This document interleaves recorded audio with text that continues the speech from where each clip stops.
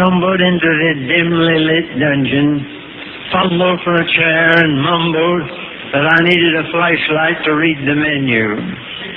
When the food came, I ate it by faith and not by sight. Gradually, however, I began to make out objects a little more distinctly. You know how it is if you sit a while in a dark room.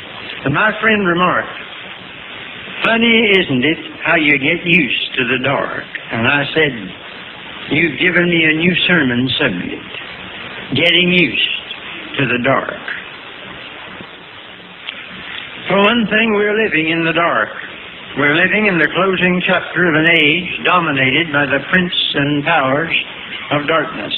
And men do love darkness rather than light because their deeds are evil.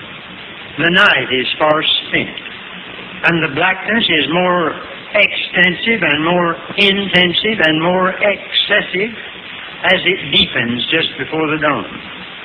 Mammoth Cave is not limited to Kentucky. It's universal today. We're all in it. Strangely enough, we never had more artificial illumination, never had less light than we have tonight. Bodily, man walks around in unprecedented brilliance, but his soul dwells in unmitigated darkness. He can release nuclear glory that outdazzles the sun, but he has gotten so far with his head that his heart has been outdistanced. And with his head, he plans his own destruction. He can put satellites in the sky, but left to himself is a wandering star for whom is reserved the blackness of darkness forever. The depths of present-day human depravity are too vile for any word in our language to describe. We're not seeing ordinary moral corruption these days. These terrible things you're reading about in the papers, this is not ordinary meanness. We've always had that.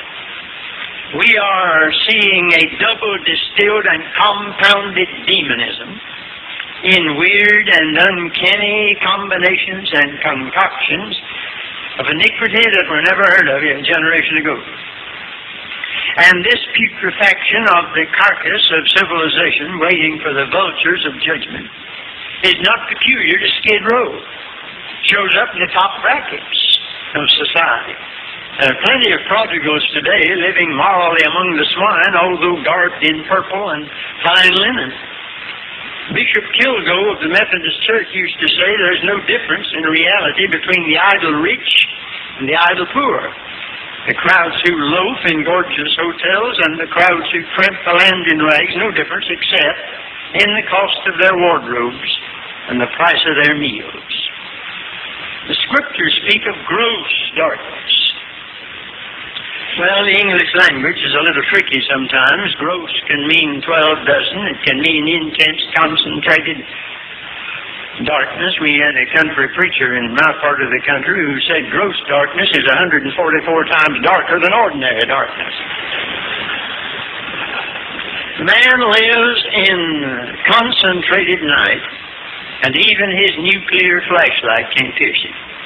In the second place, not only do we live in the dark, but we get used to it. Christians get used to it. I want to warn you tonight, the best way I know how, of a slow and subtle and sinister brainwashing process that is gradually desensitizing all of us to evil. You're not aware of it.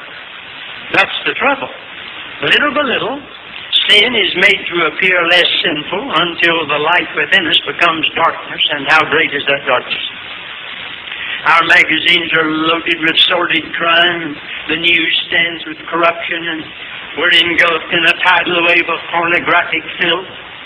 Television has put us in the dark more ways than one, with Sodom and Gomorrah in the living room. We get used to it. We get acclimated to it.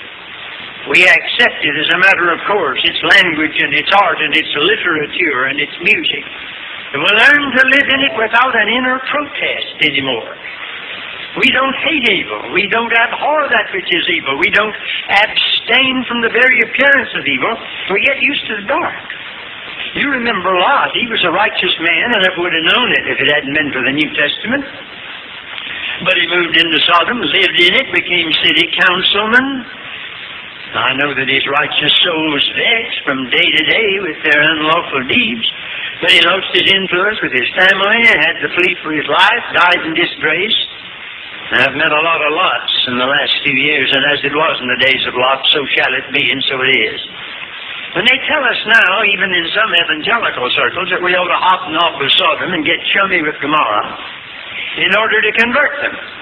And the argument is that old one, that the end justifies the means, forgetting that the means determines the end. If you use an unworthy means, you've already spoiled the objective before you get to it. And these dear people are not turning the light on in Sodom, they're just getting used to the dark. I heard of an Irishman who came over here and stayed a year, and then his wife came over to join him, and after a few days she said, "Don't they talk funny over here?" He said, "You ought to have heard him a year ago when I came over." See what I mean? Well, we were talking just as funny as ever, but he was used to it. Now, the worst of all this is that we get to where we think it's getting brighter, just as you sit in a dark room long enough, you think it's brighter. Men may dwell so long in darkness that they think the day is dawning. I believe that what some people call the birth pangs of a new age are just the dying gasps of this one. Science has performed many wonders. We've split the atom, gone to the moon, but the scene is not getting brighter. We're just getting used to the dark. We call it broad-mindedness, tolerance, peaceful coexistence, it really is, with evil. And in an effort to establish communion between light and darkness, this process reaches out in all directions, even in evangelical Christianity. It's possible to fraternize with unbelievers until false doctrine becomes less and less objectionable, until we come to terms with it and incorporate it eventually into the fellowship of truth.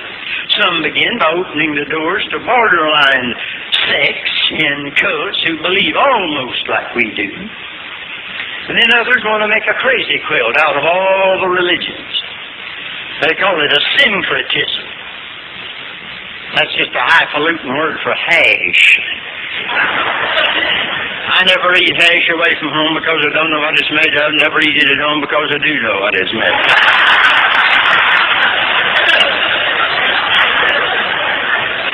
And these theological chefs today are mixing all kinds of mulligan stews. They fancy that the darkness is lifting and is getting used to it. Now, the same danger exists in the world of doctrine and conduct. You can live in a twilight zone in your conduct and in conditions of low visibility until you find the practices of this world less repulsive than you did. You think it's your mind broadening when it's just your conscience stretching. You renounce what you call Phariseeism and the Puritanism of your early days. You have a good word for dancing and smoking and cocktails and all the rest of it. And instead of passing up Vanity Fair, you spend your vacation there, maybe. You prefer the borderline to Beulah Land. When young people have question and answer periods, so many times they usually ask about the same questions, and it generally boils down to this with a lot of them. How much like the world can I be and still be a Christian? How much of this world can I enjoy and still go to heaven? How near to the precipice can I walk without going over?